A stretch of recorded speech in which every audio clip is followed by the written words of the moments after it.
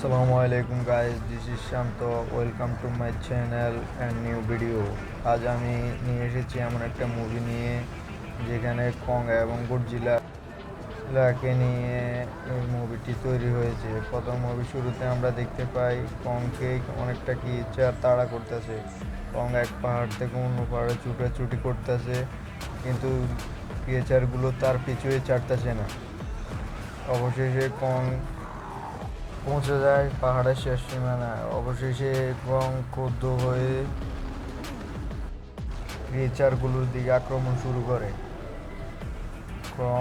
তারপরে ক্রিয়েচার একটা কংয়ের দিকে তেড়ে আসলে ওটা নিচে পড়ে যায় এবং কং উত্তেজিত হয়ে একটি গাছের গণ্ডি নিয়ে উপরে উঠিয়ে উঠিয়ে নিজে ছেড়ে দেয়। ফলে অনেকগুলো পাথর ভেঙে চুড়ে পড়ে এবং ক্রিয়েচারও কিছু মারা যায়।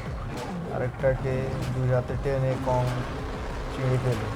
এগুলো দেখে অন্য ক্রিয়েচারগুলো ভয় পালিয়ে যায়। তারপর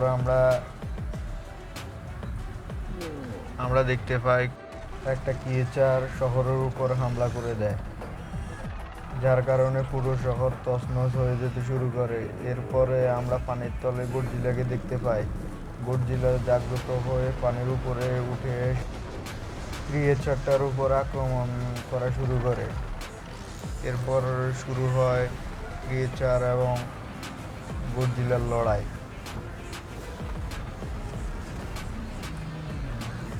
লড়াইয়ের মধ্যে একটা আরেকটাকে মারতে থাকে,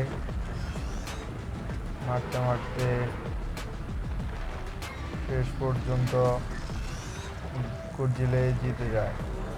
অবশেষে ধ্বংস থেকে মুক্ত হয় পুরো শহর। গডজিলার হুঙ্কারে দিয়ে এখানে সিনটা শেষ হয়। এরপর দেখা যায় মরুর বুকে অনেক জোরে ঝড় উঠেছে। এই ঝড়ের কারণে ভিতরে একটা আলোক রশ্মি দেখা যায়। এর ফলে শহরের মানুষ আতঙ্কিত হয়ে ছুটোছুটি করতে শুরু করে। তারপরে দেখা যায় আলোক রশ্মির ভিতর থেকে কংকে বেরিয়ে আসে এবং বিকট শব্দ হয়। এই শব্দে পিরামিড থেকে অনেক মানুষজন ক্ষয়ক্ষতি হয়ে নিচে পড়ে যায়। এরপর গডজিলাকে দেখা যায়। গডজিলা পাহাড়ের উপরে উঠে হুঙ্কার দিতে শুরু করে এবং কং আর গডজিলার মধ্যে মারামারি শুরু হয়ে যায়। দুটোই মারামারি করতে করতে একটার পর একটা পিরামিড ভাঙচুর করতে থাকে। কংকে গডজিলা মারতে থাকে। এইভাবে তাদের মারামারি অনেকক্ষণ যাবৎ চলতে থাকে, কিন্তু কেউ কাউকে ছাড় দেয় না। এভাবে মারামারি শেষ পর্যায়ে চলে যায়। তারপরও কেউ কারোর সাথে হার মানে না। আপনাদের এরই মাঝে আমি বলে রাখি, যদি আমার চ্যানেলে নতুন হয়ে থাকেন এবং আমার ভিডিওগুলো ভালো লেগে থাকে, অবশ্যই চ্যানেলটা সাবস্ক্রাইব করে বেল আইকনটি বাজিয়ে দিবেন। অবশ্যই দেখা হবে আরও কোনো এক মুভি সিন নিয়ে, কোনো এক সময় কোনো এক মুভিতে। তো এভাবেই আমরা চলে যাই আবারও মুভিতে।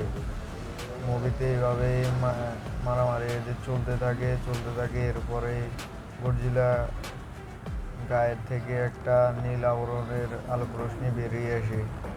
ওটা থেকে বাঁচার জন্য কং নিজেকে অনেক রকম চেষ্টা করতে থাকে।